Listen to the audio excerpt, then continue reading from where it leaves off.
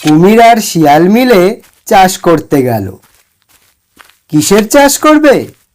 আলুর চাষ। আলু হয় মাটির নিচে, তার গাছ থাকে মাটির উপরে, তা দিয়ে কোনো কাজ হয় না। বোকা কুমির সে কথা জানতো না। সে ভাবলে বুঝি আলু তার গাছের ফল। তাই সে শিয়ালকে ঠকাবার জন্যে বললে, গাছের আগার দিক কিন্তু আমার, আর গোড়ার দিক তোমার।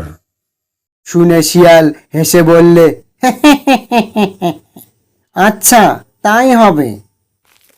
তারপর যখন আলু হলো, কুমির তখন সব গাছের আগা কেটে তার বাড়িতে নিয়ে এলো।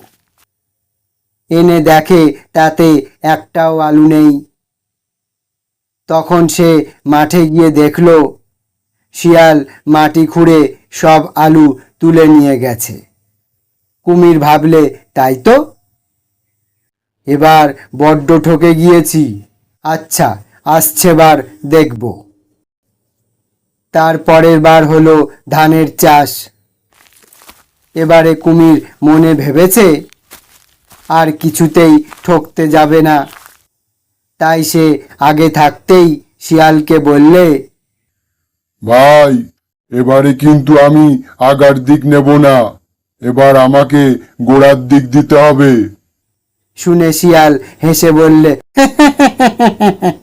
আচ্ছা তাই হবে। তারপর যখন ধান হলো, শিয়াল সে ধান শুদ্ধ গাছের আগা কেটে নিয়ে গেল। কুমির তো এবারে ভারী খুশি হয়ে আছে। ভেবেছে মাটি খুঁড়ে সব ধান বার করে নেবে। হায় কপাল! মাটি খুঁড়ে দেখে সেখানে কিছু নেই।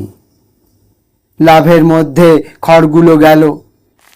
তখন কুমির তো বড্ড চটেছে, আর বলছে, দাঁড়াও শিয়ালের বাছা, তোমাকে দেখাচ্ছি। এবারে আমি তোমাকে আগা নিতে দেব না, সব আগা আমি নিয়ে আসব। সেবার হলো আখের চাষ। কুমির তো আগেই বলেছে এবার আর সে আগা না নিয়ে ছাড়বে না।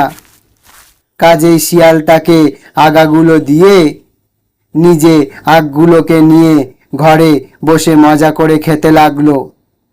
কুমির আখের আগা ঘরে এনে চিবিয়ে দেখলো খালি নোনতা, তাতে একটুও মিষ্টি নেই।